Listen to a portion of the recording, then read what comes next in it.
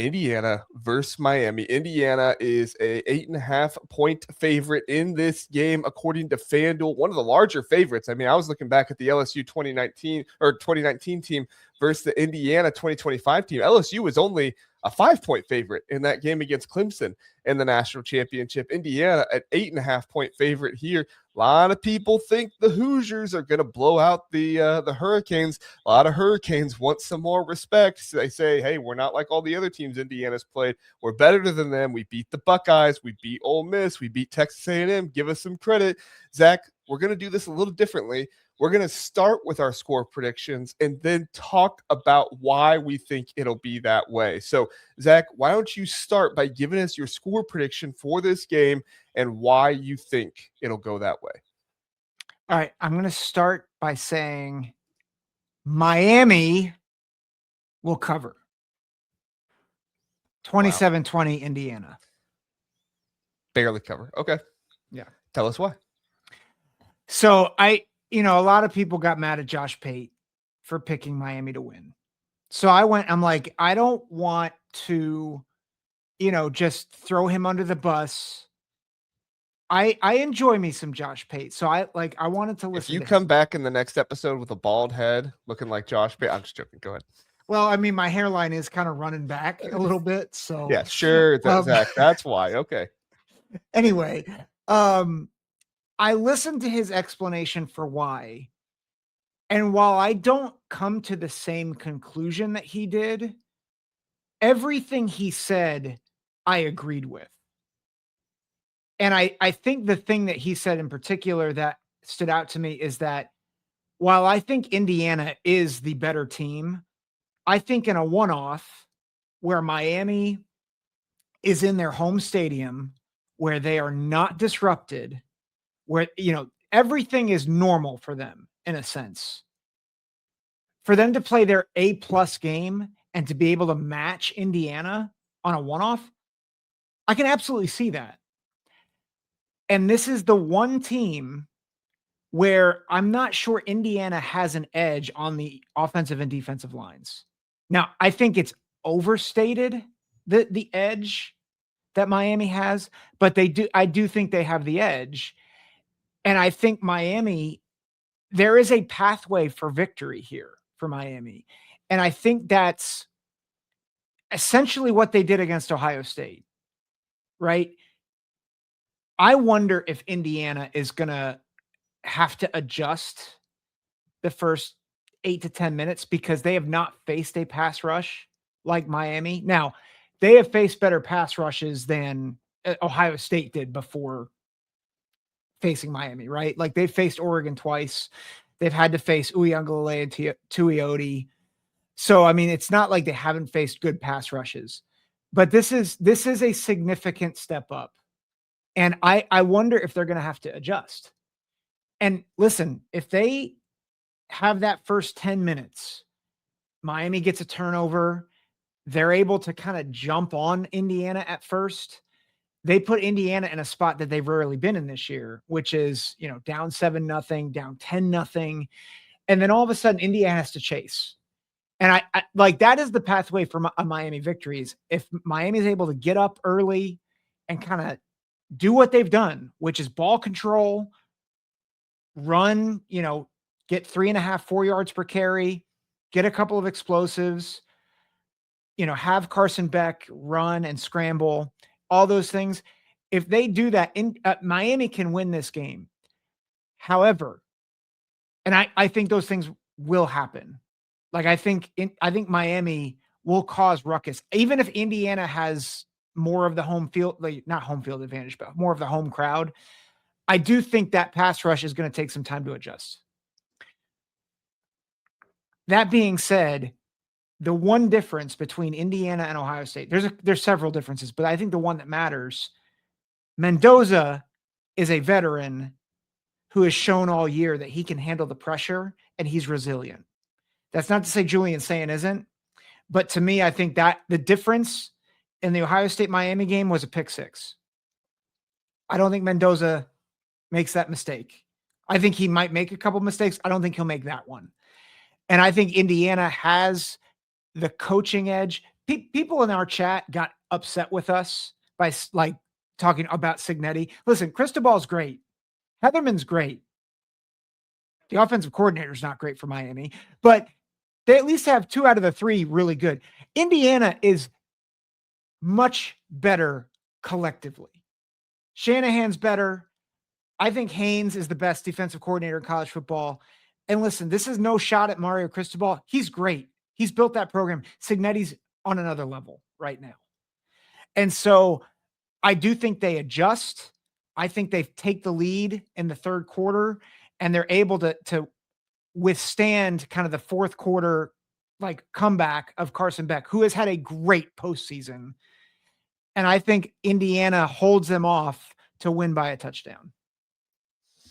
I like it. I got Indiana winning as well. I do not have Miami covering, though. I have Indiana winning this one straight up. I have them winning this game 24-10 over Miami, and that might come to a surprise to some people to think, oh, Indiana only scoring 24 points. I think we need to give a lot of credit to Miami's defense, as long as I don't agree with the people out there that say Miami has no shot in this game and they're not going to win. Of course, Miami has a shot. Miami's been playing really good football lately. Yep. Do I think that they have a better shot than Indiana? No, I don't think so. But I also didn't think that Miami would beat Ohio State, and they did. Now, I would say that some of that was on Ohio State and Ryan Day not pushing the ball as much as he should have. I think if they pushed the ball more in the second half, they would have had a better chance to do that in there. And I don't think Kirk Cignetti's is going to make that same mistake. So as far as coaching goes, I think that Indiana is the much better coach team, at least in the playoffs right now. We'll see how that turns out later on in the future, but I think that they're the much better coach team. I think Indiana's a team that makes far fewer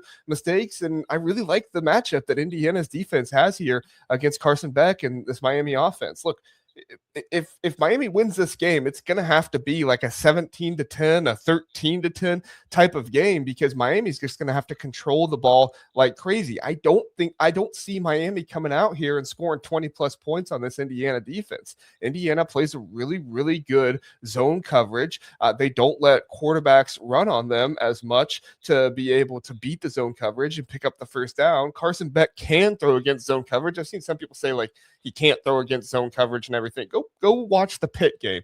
Pitt plays more zone coverage than anybody else in college football. He threw for 3 touchdowns and over 250 yards in that game. He can throw against zone coverage. He just can't throw the ball deep on zone coverage. The only 2 passes in that game that were beyond 10 yards was a one-handed grab by Malachi Toney that was fantastic, by the way, and then it was a pick play against man coverage. It was like one of the few times they played man coverage in that game, and Miami hit the cornerback with a pick play, a very, very well designed, very well executed pick play that got Malachi open down in the end zone there. So Mark Fletcher is going to have to get 3-4 yards, and this Indiana team, who looks like the best tackling team or one of the best tackling teams in the country to me is going to be really tested. If Miami is able to get rid of Indiana's tackling edge that they've exemplified all season long. I mean, they have 7 guys that are starting that have a missed tackle rate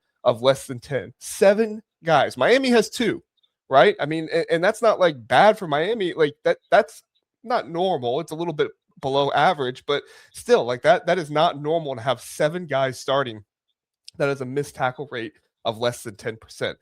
So Indiana is one of the best tackling teams in the country, and they're going to have to bring down Mark Fletcher. Indiana is going to, if they play their game, minimize mistakes, which they've done all postseason long and most of the season long too, they will win this game. But if they make mistakes, Miami takes advantage of those mistakes, and Miami does what they've done this season, or in the playoffs, which is hold on to the ball and don't give it away to the other team. Miami has a shot to win this game. So I'm going to pick Indiana to win it.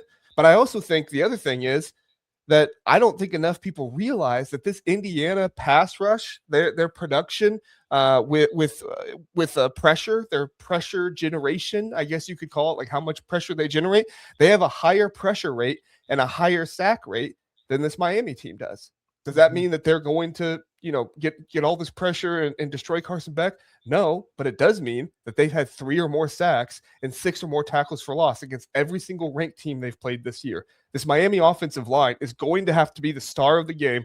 Mark Fletcher is going to have to be one of the stars of this game if Miami wins this. It could happen, but I'm going to take Indiana to win this one by a couple scores. So you said 24-14. That's your 24-10. 24-10. Okay. 24-10. And I Just also think the other piece of this too. I see Sean brought up Corey Heatherman in the chat, and I think Corey Heatherman's a great thing to bring up here. Everybody's talking about how well Corey Heatherman's going to know what to do against Indiana. Indiana's going to know what to do against Corey Heatherman too. Don't forget that.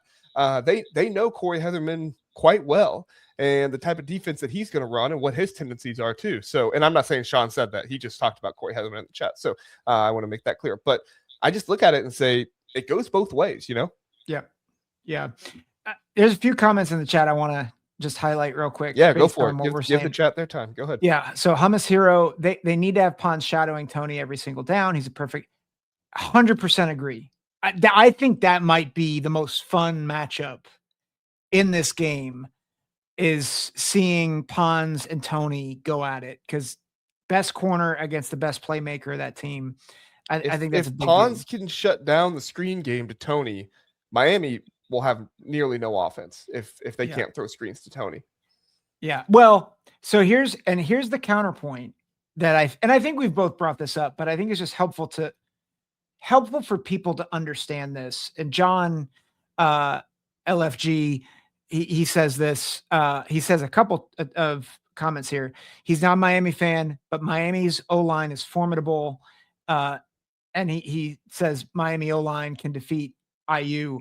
I do think that will be something that's really interesting early, is to see, can this team, can their offensive line, Miami's offensive line, dictate terms early?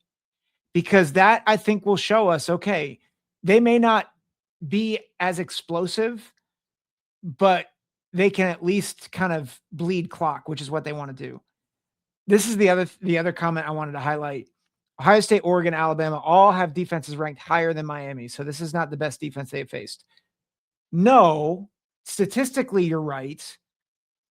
But this pass rush is devastating. And top to bottom, it's not the best defense. I absolutely agree. But man, like, we saw Ruben Bain and Mesidor and all those guys just ruin Marcel Reed and Julian Sayin. Not as much Trinidad Chambliss, but like, yes, they are not as sound front to back, but that pass rush is incredibly scary if you let it affect you. So that's I think part of the key of this game is, can Indiana mitigate the pass rush enough so that they can do business on the rest of that defense? Mm-hmm. Yeah, I agree. And can they use their athleticism to be able to defeat this Miami offensive line? Because Miami's offensive line, as big as they are, and they are very big and they are very good. I mean, they're a good offensive line. They have NFL draft players on that offensive line.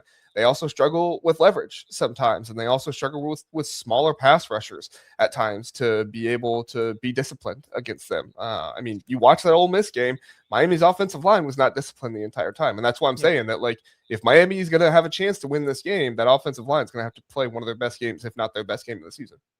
Yep. Agreed. So. Yeah, they cannot play like they did against Ole Miss. Like, no. Ole Miss, they played their B- game or their C+ game. I don't expect them to play that. If they play their B- or C+ game, Indiana wins by 3 or 4 scores. Like, it's like, it will be the blowout, but I don't expect that. I expect Miami's best, and I expect Indiana's best. Mm-hmm. I think they'll give it to. We'll just have to see who's better. Even at Miami's best, I feel like Indiana's best is better. So it's going to take Miami playing their best and Indiana not playing their best, in my opinion. So we'll see. So, all right. Anything else on that game before we move on? I'm just excited for it. It's like, this is what the playoff is about. Who would have thought 2 years ago we would have had Indiana and Miami in the national championship? Yeah. I mean, it's fantastic. I love it. I love that we have this matchup. I love that it's not, Alabama and Ohio State or something like that. I mean, of course, I see the Ohio State fan in me would love for it to be Ohio State, but just looking at it from a college football fan perspective, it's great. So, all right. Hey, we'll be right back. We are going to take a quick break, about 5 seconds, and then we'll come back. We'll talk about the USC staff and everything that's going on there. Be right back.